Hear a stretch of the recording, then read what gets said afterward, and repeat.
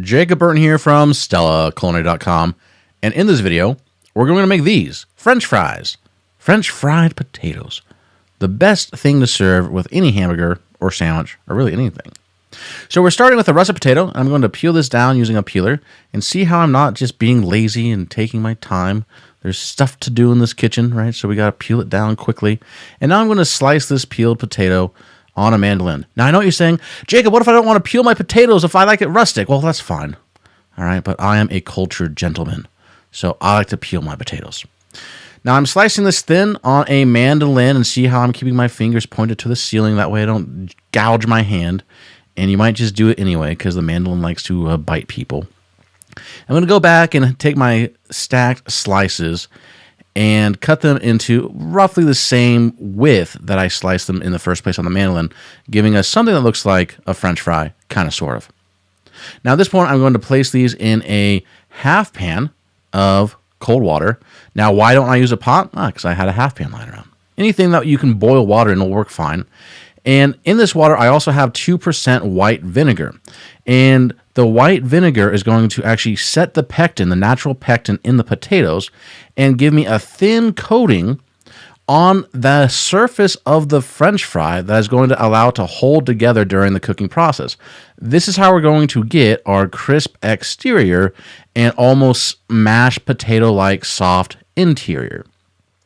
Next, I'm going to lay these onto paper towels to allow them to drain and dry, because our next step will be to fry them.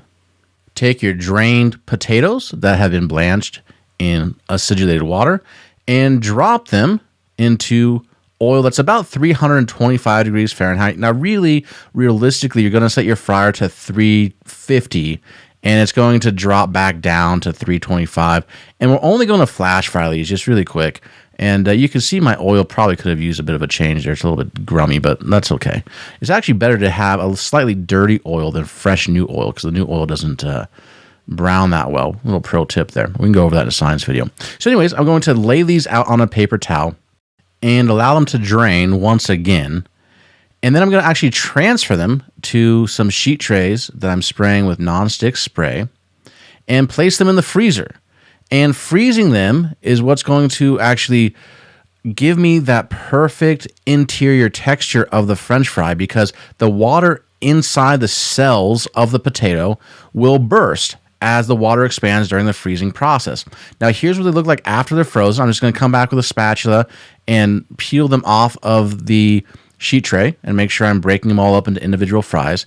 And at this point, I can place them back into a Ziploc bag and freeze them again, and keep them in the freezer until I'm ready to cook and serve. Now, once you're ready to serve, just pull the bag straight from the freezer. No need to thaw. In fact, it's better to work these from frozen. Go straight into the oil, and you can see I've actually cleaned my oil in this shot. I was kind of embarrassed in the last shot, so I had to clean it up for you. But that oil is pretty clean, so the French fries actually aren't going to brown all that well. See how they're not really browning that evenly? That's because you have brand new clean oil. So you always want to actually save a quart or two of oil from your last batch if you're using a fryer this size, and add it back into your fresh frying oil. It's going to allow them to brown more evenly. But regardless of the whole oil trivia thing, I'm just going to fry these up until they are a crispy golden brown, seasoned with some salt, and place them on a plate, and then serve them alongside a hamburger. And of course, yes, you do dip them in ketchup, unless you dip them in mayonnaise or dip them in fancy sauce, which is mayonnaise and ketchup. And that way you don't have to make up your mind. Oh, hey, look at this. We have the StellaCulinary.com/hamburger page. So the traditional French fries is just one of many videos in our hamburger series. So homemade brioche buns, the double-double, reverse seared 8-ounce hamburger patty. It's all there. So go to StellaCulinary.com/hamburger and get your burger game on.